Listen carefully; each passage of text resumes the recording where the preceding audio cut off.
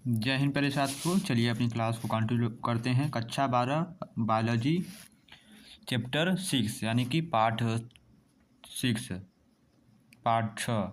इस पाठ में आपको वंशागति का आणविक आधार यानी मॉलिक्यूलर बेसिक ऑफ इनहेरिटेंस के बारे में बताया जाएगा। उससे रिलेटेड महत्वपूर्ण प्रश्न बताया जाएगा। सबसे पहले हम बात करते हैं किसके बारे में, एमसीक्यू के यानी बहुविकल्पी प्रश्न के बारे में बात करते हैं। जो आपका बहुविकल्पी प्रश्न होगा वो आपके board exam, railway group D exam, SSC GD का जो एग्ज़ाम होने वाला है उसके लिए भी महत्वपूर्ण है। तो देखिएगा वीडियो को ज़रूर।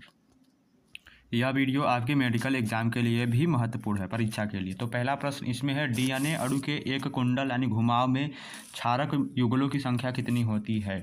क्षारक युगलों की संख्या कितनी होती है? 9, 10, 11, 12। तो कितनी होती है? 9 होती है। ऑप्शन नंबर ए बिल्कुल सही है।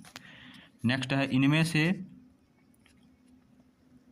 और यहाँ पर देख सकते हैं विभिन्न मेडिकल कॉलेजों में जो पेपर होते हैं यानी पेपर हुआ है वो आया है, वह क्वेश्चन है। तो इनमें से जेड डीएनए का व्यास क्या होता है? इनमें से जेड डीएनए का व्यास क्या होता है?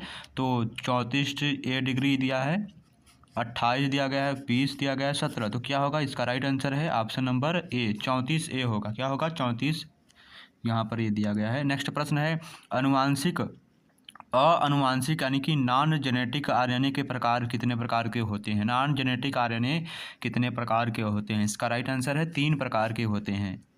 आगे प्रश्न हमारा दिया गया है कि डीएनए डुप्लेक्स का कुंडल होता है। डीएनए डुप्लेक्स का कुंडल कैसा होता है? डीएनए डुप्लेक्स का जो कुंडल होता है वह दाईं तरफ होता है।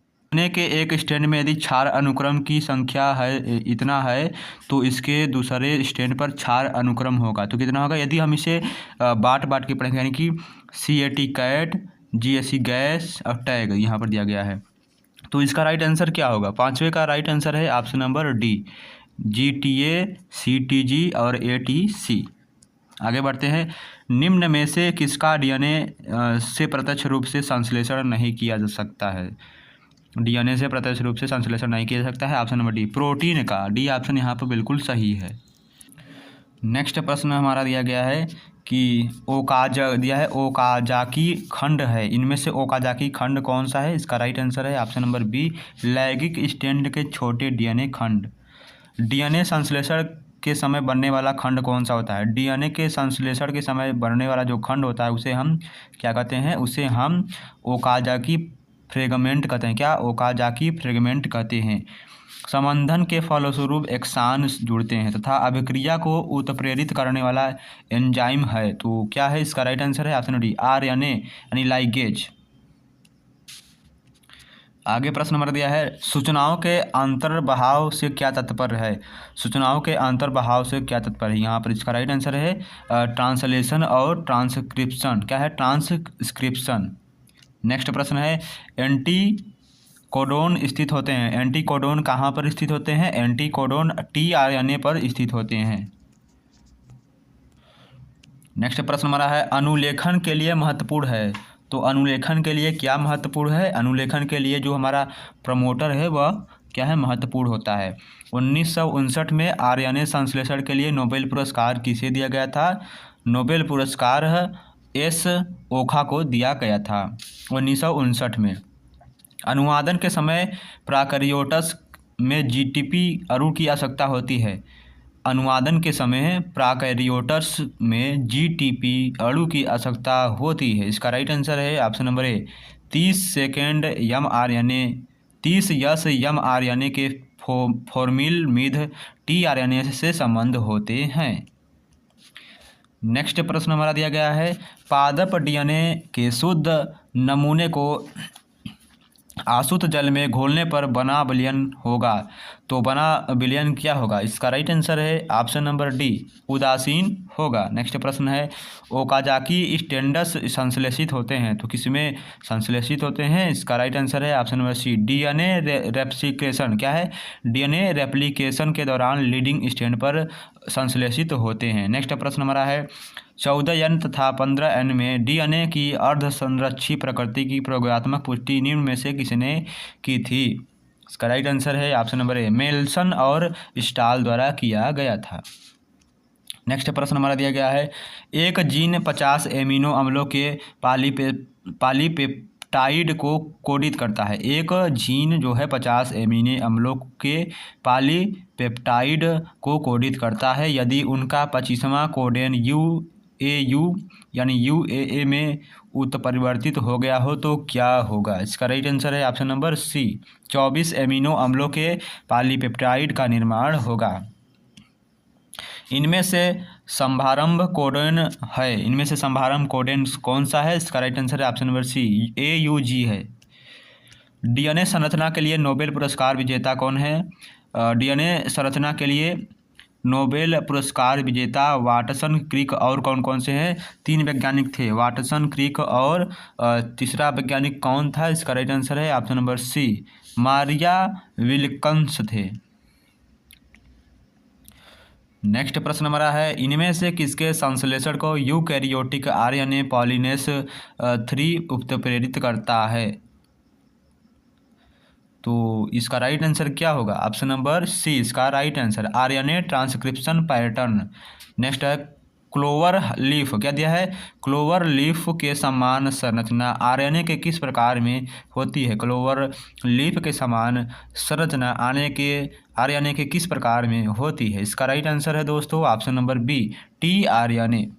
नेक्स्ट प्रश्न है, इनमें से कौन सा अनुपात किसी जाति के लिए स्थिर रहता है? यानी कि क्या स्थिर का मतलब क्या था? वहीं पर स्थिर रहता है, आगे उधर नहीं बढ़, यानी उसमें गति नहीं होती है। तो कौन सा अनुपात किसी जाति के लिए स्थिर रहता है? इसका राइट आंसर है बी ऑप्शन, G+C अनुपात A+T। इसे कोलन भी बोलते हैं इंग्लिश में। नेक्स्ट प्रश्न हमारा दिया गया है, पॉलीमरेज चेन रिएक्शन PCR का full form polymerase chain reaction तकनीक का उपयोग किया जाता है। तो किस में किया जाता है? इसका राइट आंसर है option number B, mRNA in vitro संश्लेषण में किया जाता है। नेक्स्ट है, DNA में न्यूक्लियोटाइड क्या दिया है? DNA में न्यूक्लियोटाइड का क्रम देखा जा सकता है। तो इसका राइट आंसर है ऑप्शन नंबर कौन सा सही है? 26 का राइट आंसर है option number D, X-ray crystallography में द्वारा देखा जाता है, एक्सरे क्रिस्टलोग्राफी द्वारा। नेक्स्ट प्रश्न है, ट्रांसक्रिप्शन अनुलेखन इकाई में इंट्रानों को निकाला जाना और एक्सानों को सुनिश्चित क्रम में जोड़ा जाना क्या कहलाता है? इसका राइट आंसर है दोस्तों ऑप्शन नंबर बी, स्पाइलिसिंग। DNA का सेमी कंजर्वेटिव द्विगुणन सर्वप्रथम किसमें प्रदर्शित किया था? यानी किसने प्रदर्शित किया था? इसका राइट आंसर क्या है? ऑप्शन नंबर ए इसका राइट आंसर है, एशेरिया कोलाई ने किया था।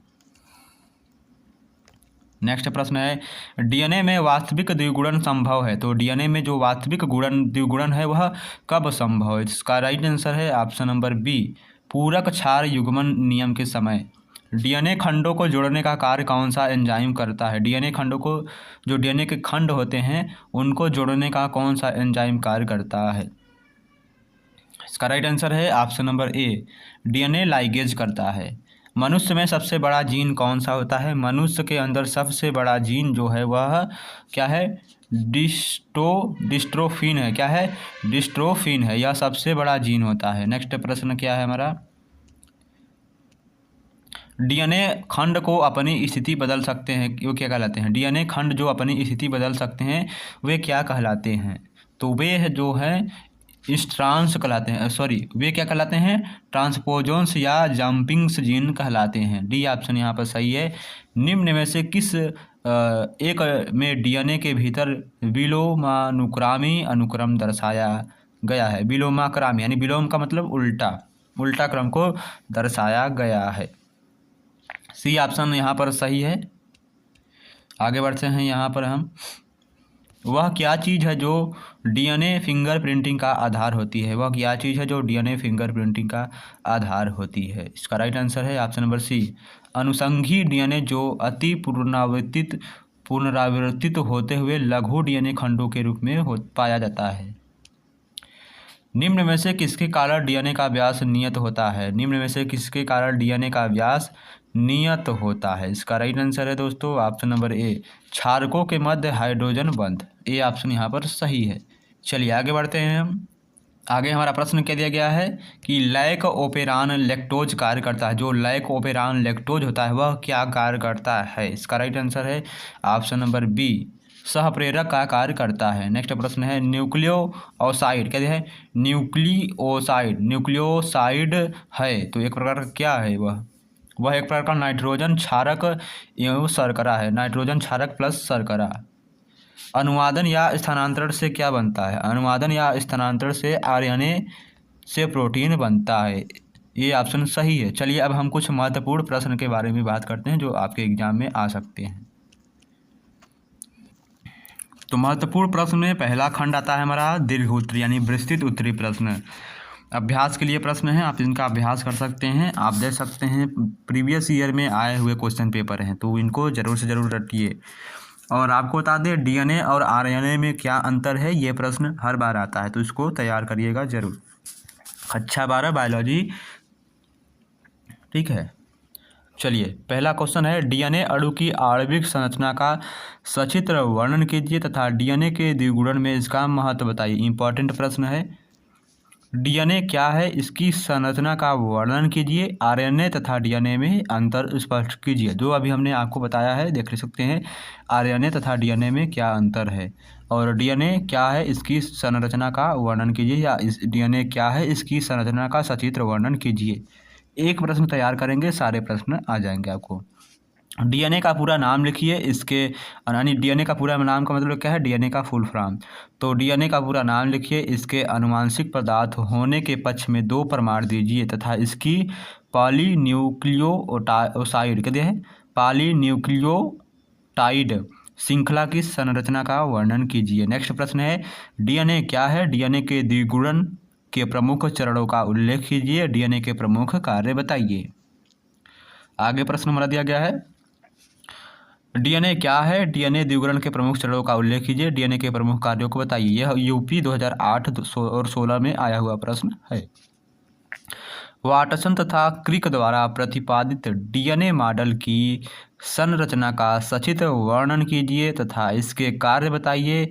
इस मॉडल के जैविक महत्व की व्याख्या कीजिए। डीएनए फिंगरप्रिंटिंग तथा मानव हित में उपयोगिता का उल्लेख कीजिए। नेक्स्ट प्रश्न है न्यूक्लिक अम्ल क्या होते हैं, न्यूक्लिक अम्ल क्या होते हैं, विस्तार पूर्वक इसकी व्याख्या कीजिए। डीएनए फिंगरप्रिंटिंग किसे कहते हैं, इसके उपयोग लिखिए। अनुवांशिक कोड या जेनेटिक कोड्स क्या है, अनुवांशिक कोड या जेनेटिक कोड्स क्या है। अनुवांशिक कोड में पाए जाने वाले एक समारंभ एवं एक समापन कोडान को स्पष्ट कीजिए। चलिए नीचे प्रश्न दिया गया है लघु उत्तरी प्रश्न जो कि खंड ब में आता है। तो किन्हीं 2 विशालकाय गुणसूत्रों के नाम लिखिए। बताइए कि ये गुणसूत्र किन जंतुओं में किस अवस्था में पाए जाते हैं। तो यह प्रश्न इंपॉर्टेंट है। यहाँ पर डीएनए तथा आरएनए का पूरा नाम लिखिए, इनमें 2 अंतर बताइए। नेक्स्ट प्रश्न है डीएनए क्या दिया गया है, डीएनए की न्यूक्लियोटाइड इकाई का वर्णन कीजिए। डीएनए व आरएनए में अंतर बताइए। डीएनए तथा आरएनए में अंतर स्पष्ट कीजिए। इंपॉर्टेंट प्रश्न है। नेक्स्ट प्रश्न है यूकैरियोटिक क्या है, यूकैरियोटिक कोशिकाओं में कौन कौन से डीएनए पाए जाते हैं। बी डीएनए तथा जेड डीएनए में भिन्नता पर टिप्पणी लिखिए। नेक्स्ट न्यूक्लिक अम्ल पर संक्षिप्त लेख लिखिए। चारगैप के नियम की व्याख्या कीजिए। आरएनए कितने प्रकार के होते हैं, इसके कार्य बताइए। अब आता है हमारा अति लघु उत्तरी प्रश्न जो कि खंड अ के अंतर्गत आता है। इसमें आपको उत्तर भी मिलेगा। तो जीन क्या है, जीन या कारक क्या है, जीन किसे कहते हैं या कारक किसे कहते हैं। तो उत्तर क्या है हमारा गुणसूत्र पर स्थित एक संरचना, गुणसूत्र पर स्थित एक संरचना या रचना, गुणसूत्र पर स्थित एक रचना जो किसी आनुवंशिक गुण को पीढ़ी दर पीढ़ी स्थानांतरित करती है, यह वंशागति की इकाई है, इसे ही जीन कहते हैं। नेक्स्ट प्रश्न है जीन शब्द का प्रयोग सर्वप्रथम किस वैज्ञानिक ने किया था। जीन शब्द का सर्वप्रथम सबसे प्रयोग जोहानसन वैज्ञानिक ने किया था। नेक्स्ट प्रश्न है डीएनए अनुवांशिक पदार्थ न्यूक्लिक अम्ल है। क्या है डीएनए? यह जो डीएनए है वह एक प्रकार का अनुवांशिक पदार्थ न्यूक्लिक अम्ल है, न कि प्रोटीन। यह कथन किस वैज्ञानिक ने कहा था? यह एडी हर्शे तथा एम चेज ने कहा था। तो एक बार वीडियो को शेयर कर दीजिए दोस्तों। तो अनुवांशिक पदार्थ क्या है? ग्रिफिक दिया है। अनुवांशिक पदार्थ क्या है? ग्रिफिथ, एवरी, दिया है मैक्लीलायड तथा मैककार्टी ने सिद्ध किया और बताया कि डीएनए क्या है? एक प्रकार का अनुवांशिक पदार्थ है। नेक्स्ट प्रश्न है डीएनए की डबल हेलिकल संरचना सर्वप्रथम किन वैज्ञानिकों ने दी थी? वाटसन एवं क्रिक ने दिया था। डीएनए की लंबाई की गणना समानतः कैसे की जाती है? तो न्यूक्लियोटाइड या क्षारक युग्म की संख्या की गणना करके डीएनए की लंबाई ज्ञात की जाती है। डीएनए का प्रतिलिपिकरण अर्धसंरक्षी होता है। इस कथन की पुष्टि किन वैज्ञानिकों ने की थी? मेलसेल तथा स्टाल ने किया था। मेलसन तथा स्टाल ने किया था। डीएनए फिंगरप्रिंटिंग तकनीक का विकास किस वैज्ञानिक ने किया था? एलकेल जेफरी ने किया था। आगे प्रश्न की तरफ बढ़ते हैं हम। तो जेड डीएनए क्या है? इसके प्रत्येक कुंडल में कितने न्यूक्लियोटाइड होते हैं? तो जब उच्च लवणता की स्थिति होती है तब बी डीएनए तथा जेड डीएनए में परिवर्तित हो जाता है। इसके यानी कि इनके प्रत्येक कुंडल में 12 जोड़ी न्यूक्लियोटाइड्स होते हैं। नेक्स्ट आरएनए अनुवांशिक पदार्थ किस जीव में होता है? आरएनए अनुवांशिक पदार्थ किस जीव में होता है? इसका राइट आंसर है तंबाकू मोजेक विषाणु में होता है। किस वैज्ञानिक ने टीआरएनए की भूमिका की जानकारी दी थी? क्रिक ने दिया था। टीआरएनए का क्लोवर लीफ मॉडल किस वैज्ञानिक ने दिया था? रॉबर्ट हॉली ने दिया था। नेक्स्ट प्रश्न है किस वैज्ञानिक के प्रयोग द्वारा स्ट्रेप्टोकोकस निमोनी का अनुग्रह विभेद किस प्रकार उग्र विभेद में परिवर्तित हो गया था? तो ग्रिफिथ के प्रयोग द्वारा उग्र विभेद के डीएनए के अनुग्र विभेद को कैप्सूल युक्त बना दिया गया। पारक्रमण क्या है? पारक्रमण क्या है? इस क्रिया में विषाणु उत्तर क्या है? इस क्रिया में विषाणु द्वारा डीएनए का स्थानांतरण एक जीवाणु से दूसरे जीवाणु में किया जाता है। रेस्ट्रोवायरस क्या है? रेस्ट्रोवायरस क्या है? दिया है उत्तर क्या है? वह विषाणु जो व्युत्क्रम अनुलेखन में समर्थ होते हैं उसे हम रेस्ट्रोवायरस कहते हैं। ऐसी जीन जो सभी प्रकार की कोशिकाओं में सक्रिय रहती है, ऐसी जीन जो सभी प्रकार की कोशिकाओं में सक्रिय रहती है उसे हम कौन सा जीन कहते हैं? उसे हम हाउस कीपिंग जीन कहते हैं। नेक्स्ट प्रश्न है उस जीन का क्या नाम है जिसमें कैंसर रोग होता है? उस जीन का क्या नाम है जिसमें कैंसर रोग होता है? तो उस जीन का नाम है ऑन्कोजीन। क्या नाम है? ऑन्कोजीन। कार्सिनोजन क्या है? कार्सिनोजन क्या है? कैंसर कारक एजेंट कार्सिनोजन कहलाते हैं। डीएनए व आरएनए का संश्लेषण क्या कहलाता है? अनुलेखन कहलाता है, ट्रांसक्रिप्शन कहलाता है। वह विशिष्ट क्रम जो न्यूक्लियोटाइड्स में मिलता है क्या कहलाता है? उसे अनुवांशिक संकेत कहते हैं। नेक्स्ट प्रश्न है कूट को परिभाषित कीजिए। तो नाइट्रोजन क्षारों का निर्मित त्रिकूट जो एक विशिष्ट अमीनो अम्ल कोटित करता है उसे हम कूट कहते हैं। नेक्स्ट है अनुवांशिक कूट की खोज किसने की थी? तो अनुवांशिक कूट की खोज नीरेनबर्ग एवं मैथाई ने 1968 में की थी। नीरेनबर्ग एवं मैथाई ने 1968 में किया था कूट शब्द की खोज। आगे प्रश्न है हमारा जीन की अभिव्यक्ति जीवाणु में कौन करता है? जीन की अभिव्यक्ति जीवाणु में कौन करता है? डीएनए व आरएनए। डीएनए के प्रत्येक कुंडल की लंबाई व दो श्रृंखलाओं के बीच की दूरी कितनी होती है? 34 से 20 होती है। यह आपको अति बहुविकल्पी प्रश्न में मिलेगा। किस वैज्ञानिक ने एमआरएनए की उपस्थिति की जानकारी दी है? जेकब एवं मोनोड ने दिया है। नेक्स्ट प्रश्न है सेंट्रल डोग्मा का उत्क्रमण किन विषाणु में पाया गया? सेंट्रल डोग्मा का उत्क्रमण किन विषाणु में पाया गया? तो आप उत्तर क्या है? रेट्रोवायरस में पाया गया है। तो आई होप यह प्रश्न आपके लिए एग्जाम के लिए महत्वपूर्ण होगा। तो प्लीज़ वीडियो को पूरा देखिए, वीडियो को स्किप मत करिए। हो सकता है आपके एग्ज़ाम में कुछ क्वेश्चन यहाँ से बहुविकल्पी के आ जाएं, तो 3-4 एग्ज़ाम के लिए महत्वपूर्ण है। मेडिकल एग्ज़ाम के लिए पहला, दूसरा आपके जो बोर्ड एग्ज़ाम होंगे बायोलॉजी के उसके लिए, फिर आपके जो रेलवे ग्रुप डी का एग्ज़ाम जो होगा और जो SSC GD का पेपर होगा उसमें। चलिए नेक्स्ट वीडियो मिलते हैं।